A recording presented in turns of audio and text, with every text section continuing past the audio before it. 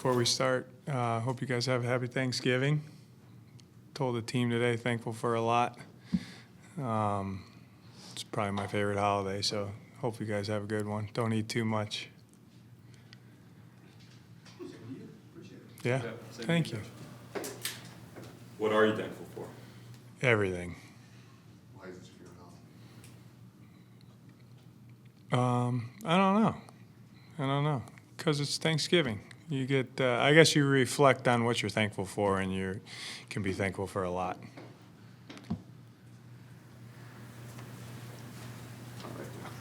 A little disjointed to start here, huh, guys? Yeah.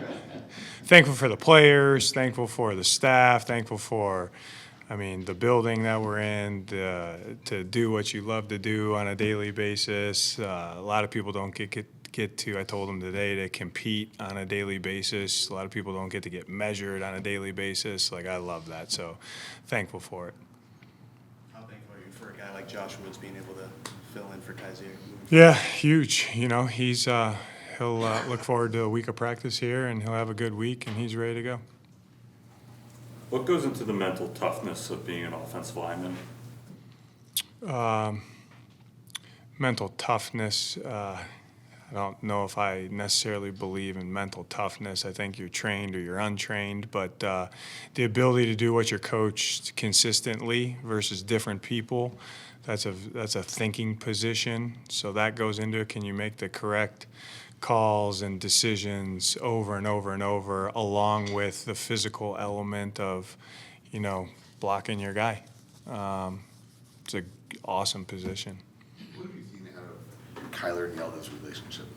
It's grown, honestly, the last couple weeks here. A lot. I think the communication between the two is critical.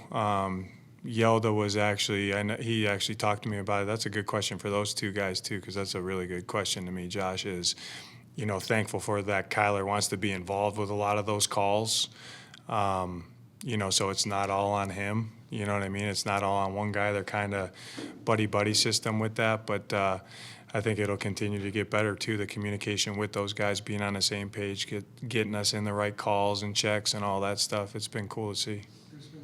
Obviously, there's a lot of talk about Kyler getting back to physical health and getting back to the mental part of trusting the knee and all that stuff. Would there be any rust on a person dealing with the ups and downs of the game? Like, obviously, last week he took the game pretty hard. Could there be any rust in that and just kind of emotionally trying to deal with this again? I think case-by-case basis, him, probably not. He's played a lot of football. He has, he's had some good games and some bad games throughout his career. More good than bad, I would think, but he knows how to handle that.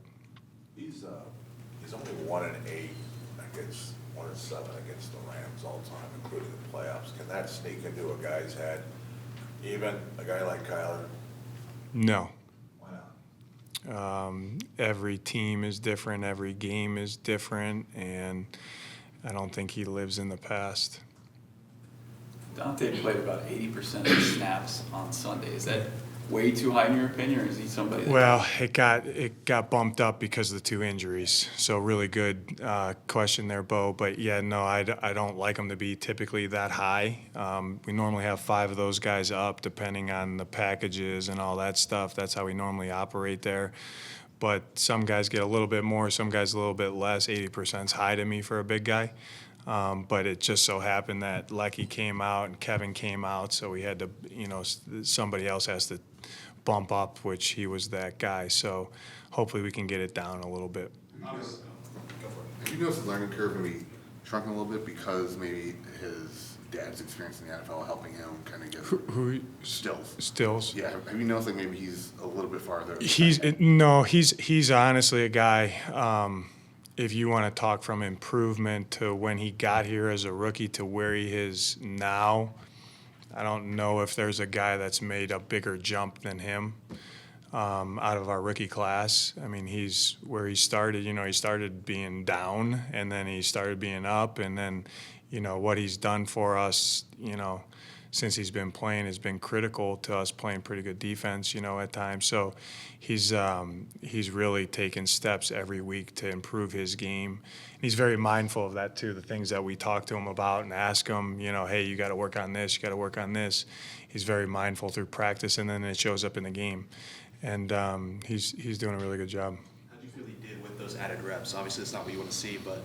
Yeah, I mean, his loafs went up, because he played more snaps, which I don't like, but he executed at a pretty high level. I thought he did well. What's your thoughts on Buddha and being the team nominee? Yeah, awesome. I think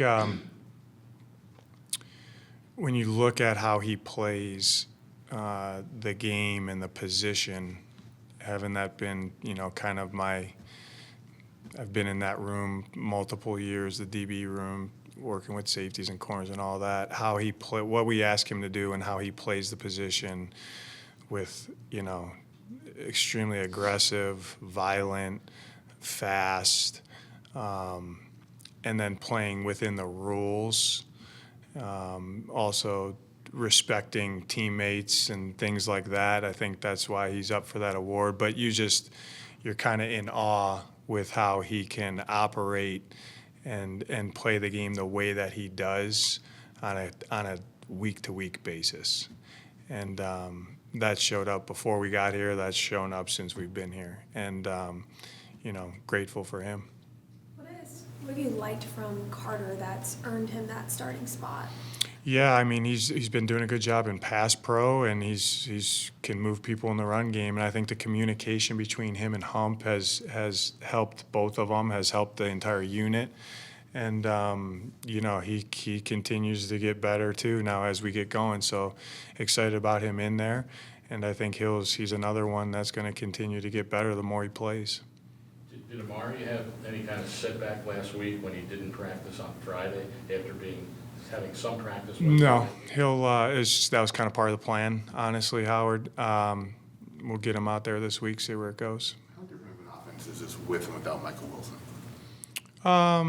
You're always going to tailor things to the guys that you have out there, but our staples are our staples, and those staples, you pick and choose those staples week to week by who you're playing. So not much different, but there's obviously some differences. How's the Rams defense look to you? Good. They're stout versus the run.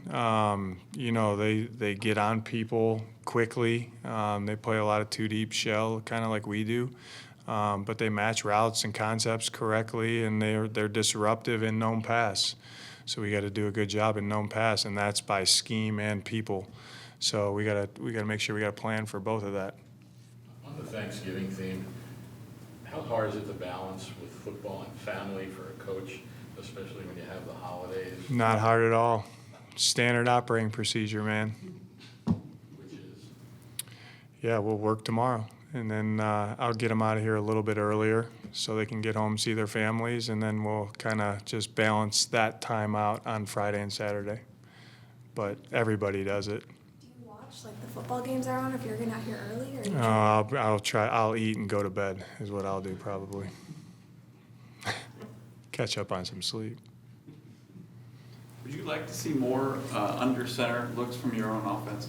No, I think depending on the game plan and things like that, I mean, you'll continue to see that moved in, balanced in, I do that, Drew understands, our offense understands the issues when you have a dot offense and a gun offense, and we'll keep, picking and choosing as we go, and if it applies and it makes sense that week, then that's what we'll do.